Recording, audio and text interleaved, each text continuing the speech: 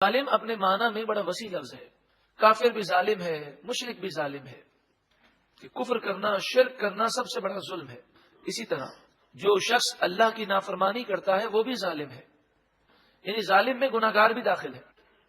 گناہگار کو اور کافر کو ظالم کیوں کہا گیا؟ مفسرین فرماتے ہیں اس کی وجہ یہ ہے کہ ظالم کی دو قسمیں ہیں. ایک تو وہ جو کسی اور پر ظلم کرتا ہے، اور ایک ظالم وہ ہوتا ہے جو اپنی ذات پر ظلم کرتا ہے.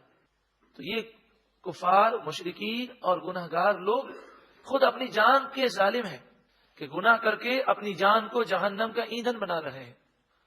وَإِن يَسْتَغِيثُوا يُغَاثُوا بِمَاءٍ كَالْمُهْلِ، اور اگر وہ پانی طلب کریں گے، پانی مانگیں گے، تو انہیں پانی دیا جائے گا جیسے مہل، کل مہلی، جیسے پگھلا ہوا